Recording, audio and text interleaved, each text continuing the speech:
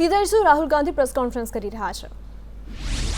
Ministers के साथ हम लखनऊ जाने की कोशिश करेंगे, लखीमपुर खेरी जाने की कोशिश करेंगे, उन परिवारों से मिलने की कोशिश करेंगे। बताइए। शुक्रिया। Will have one by one. Will start with PTI Sanjeev Singh.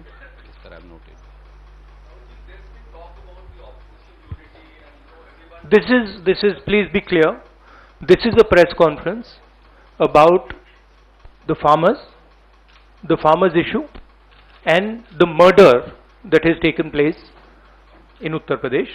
I would recommend that you don't try and distract that. I'm here to speak on that issue.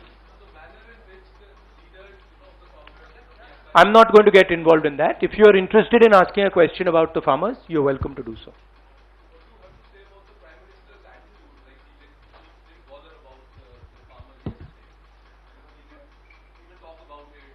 It is as I said, it is a systematic attack on the farmers of this country.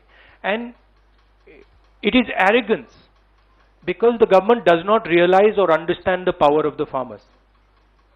And they are provoking the farmers, they are insulting the farmers, they are killing the farmers. This is a very dangerous and bad idea. Siddharth from ANI.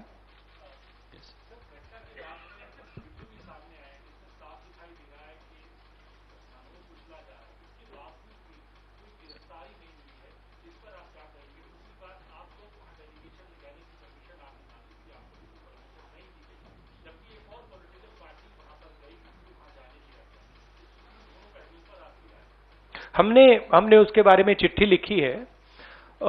हम 3 लोग जा रहे हैं। Section 144 5 लोगों को रोकता है, 3 लोग सेक्शन 144 में जा सकते हैं, तो हमने उनको चिट्ठी लिख दी है। ये जो यूपी में हो रहा है, किसानों को मारा जा रहा है, मगर इससे पहले हाथरस में भी हुआ था और उनके एक एमएलए ने भी रेप किया था। तो ये सिस्टमैटिकली ये एक नई तरीके की राजनीति हो रही है उत्तर प्रदेश में। क्रिमिनल्स जो भी करना चाहते हैं कर सकते हैं, चाहे वो बलात्कार हो, किसानों का खून हो, और जो मारते हैं, जो रेप करते हैं वो जेल के बाहर होते हैं, और जो मरते हैं वो जेल के अंदर जाते हैं। Thank you sir. Ashish from ABP.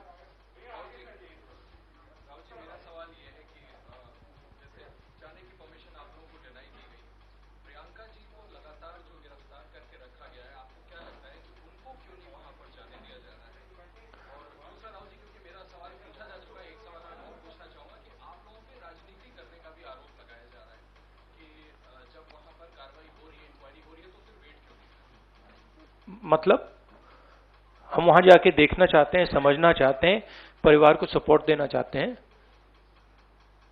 सिर्फ यहां हमें रोका जा रहा है, बाकी पार्टियों को जाने दे रहे हैं। हमने क्या गलती की है? और जहां तक प्रियंका की बात है, ठीक है, प्रियंका को बंद किया है, मगर ये मामला किसानों का है। Thank you sir. Neeraj from TV 18।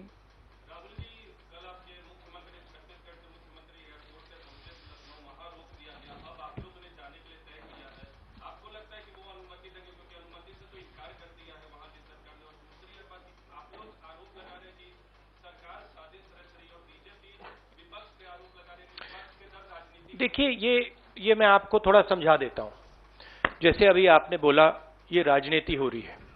देखिए, हमारा काम, ऑपोजिशन का काम प्रेशर बनाने का होता है। जब हम प्रेशर बनाते हैं तब वहां पे कार्रवाई होती है। हाथरस में हमने प्रेशर बनाया, तब जाके कार्रवाई हुई। सरकार चाहती है कि हम इस मुद्दे को उठाए ना, प्रेशर ना बनाए, कि जिन्होंने मर्डर किया वो भाग के निकल जाएं। अगर हाथरस में हम गए नहीं होते, वहां पे जिन्होंने बलात्कार किया था वो सब स्कॉट फ्री निकल जाते। अगर हमने उससे पहले उनके एमएलए के बारे में नहीं बोला होता, वो भाग से निकल जाते। तो इसलिए हम दबाव डाल रहे हैं। हम दबाव क्यों डाल रहे हैं? क्योंकि किसानों के साथ गलत काम किया गया है, उनको मारा गया है। और सचमुच बताऊं तो ये आपका काम है, आप लोग तो करते नहीं हो। जो आपकी जिम्मेदारी है उसको तो आप निभाते नहीं हो। उल्टा आप सवाल पूछते हो कि ये पॉलिटिक्स हो रही है। आपकी जिम्मेदारी भी है, उसको तो आप भूल गए और फिर कहते हो हमें कहते हो। Thank you. न्यूज नेशन से मोहित।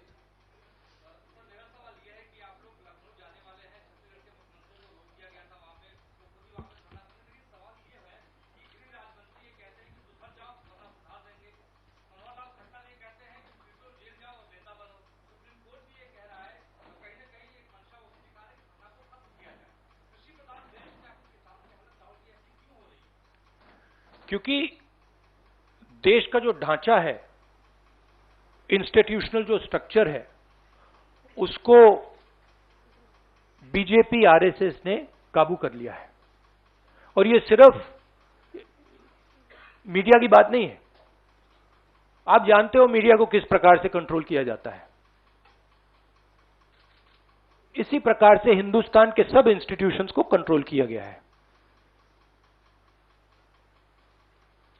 सिंपल सा आंसर है। Thank you sir. NDTV.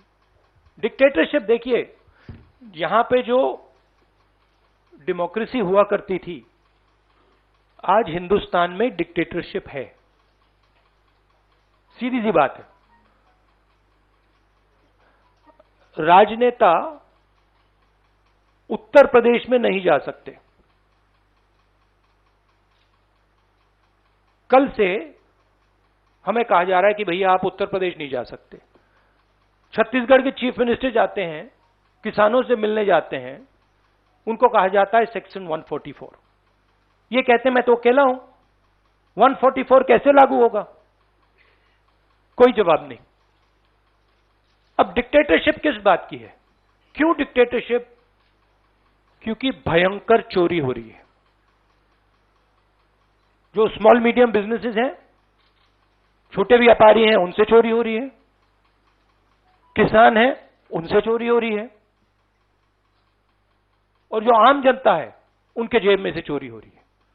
Petrol diesel के दाम बढ़ते जाते हैं और जो हिंदुस्तान की आवाज है उसको कुचला जा रहा है। Sunil.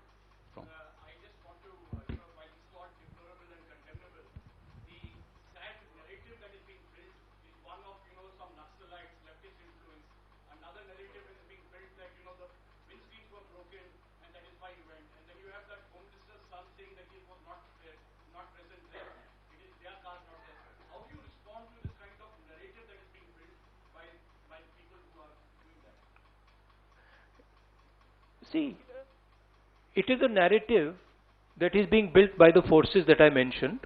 It is a narrative that is built using institutions. It is built using the police. It is built using all these different structures. But what you will find is that there is a limit to this narrative. And you will find sooner rather than later, there will be an explosion the size of which people are not understanding. So what we are trying to do is, we are trying to tell the government, let the democratic process work. This is what the country is about. Do not interfere with the democratic process because it is a safety valve. If you shut the safety valve, other types of problems will come. Right? So we are pushing for maintaining the democratic process. We are also pushing, when the chief ministers, myself, others go to visit this family, we are trying to give them confidence that in this country, you cannot be run over by a criminal who calls himself the Home Minister's son, and then nothing happens. We are not going to allow that. That is the message we are trying to give him. It's a message of hope. Right? Today, those families don't have hope. Today, the farmer doesn't have hope. That is what we are doing.